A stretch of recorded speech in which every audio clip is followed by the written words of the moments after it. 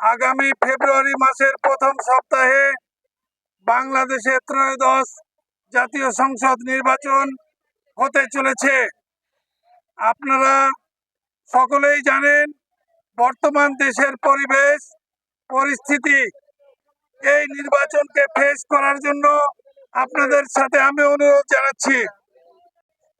238 জন candidate ঘোষণা করেছেন। তার মধ্যে আমাদের এই নির্বাচনী এলাকায় প্রার্থী হিসেবে মনোনয়ন করেছেন জনাব সৈয়দ আমিনুল ইসলাম আমিন ভাই হাজী সাহেব।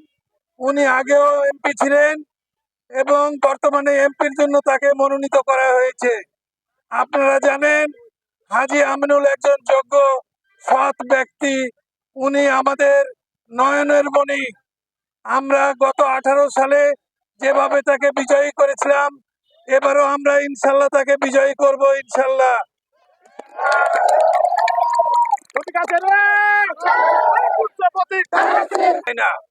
আমাদের কথা আমরা বলবো অত্যন্ত সুশৃঙ্খল ভাবে। আমাদের প্রতিটা কর্মীকে বলছি, আপনারা কাউকে আক্রমণ করে কোনো কথা বলবেন না।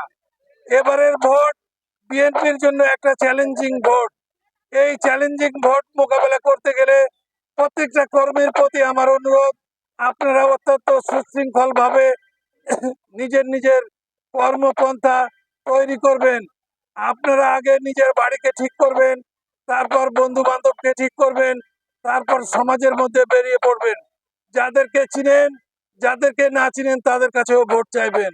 কারণ এই দেশে ভোটের অধিকার সকলের আছে, আমাদের অধিকার আছে ভোট চাওয়ার। এবার আপনারা জানেন একটি বড় রাজনৈতিক দল ভোটে অংশগ্রহণ করছে না কিংবা করতে দেওয়া হচ্ছে না তাদেরকে। তাদের মনে ক্ষোভ আছে, যন্ত্রণা আছে, এটা আপনারা উস্কে দিবেন না। আপনারা সকলের সাথে শান্তিপূর্ণভাবে কথা বলবেন এবং কাউকে আক্রমণ করে কথা বলবেন না, কোনো স্লোগান দিবেন না। আমি মনে করি রাজনীতি একটা সুশৃঙ্খল সিস্টেম। যারা ভালো করবে তারা ভালো পাবে। আমরা কারো চামড়া তুলতে চাই না, কারো রক্ত ঝরাতে চাই না। বাংলাদেশের রাজনীতিতে আমরা বিএনপি করি। বিএনপি করতে গেলে আমার সামনে যে সমস্ত কর্মী আছে বিএনপির, সকলের প্রতি আমার উদাত্ত আহ্বান, আপনারা কোনো রাজনৈতিক দলকে আক্রমণ করে কথা বলবেন না, কোনো রাজনৈতিক সংগঠনকে আক্রমণ করবেন না। কারোর সাথে দ্বন্দ্ব ক্যাচাল করে কোনোদিন ভোট হয় না। ভোট করতে গেলে প্রত্যেকের কাছে যেতে হবে, অনুরোধ জানাতে হবে। যারা ভোটে অংশগ্রহণ করছে না তারাও ভোট দিতে যেতে পারে। অনেকেই রাগ করে যাবে না, তবে কিছু লোক তো যাবেই। অতএব আপনাদের প্রতি আমার অনুরোধ, কাউকে কোনো আক্রমণ করে কথা বলবেন না, আক্রমণাত্মক কোনো স্লোগান দিবেন না। আমাদের কাজ তারেক রহমানের 31 দফা বাস্তবায়ন করতে হবে। তারেক রহমানের 31 দফা বাস্তবায়ন করলে এই দেশে একটা সুশৃঙ্খল অবস্থা তৈরি হবে। এই দেশে আম জনতা যেভাবে 16 বছর নির্যাতিত হয়েছিল, এই নির্যাতন থেকে আমরা মুক্তি চাই। আমাদের বিএনপি কোনো স্বৈরাচারী ভূমিকায় যাক, এটা আমরা দেখতে চাই না।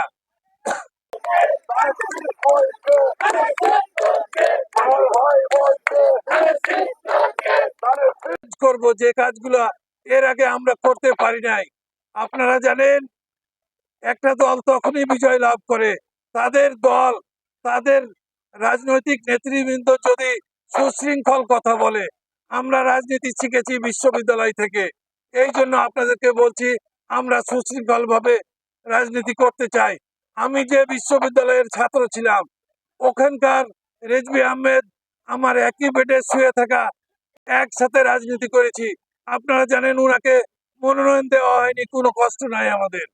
উনি আমাদেরকে বলেছেন তোমরা গ্রামে গঞ্জে ছড়িয়ে পড়ো, বিএনপির আদর্শ মানুষকে জানাও।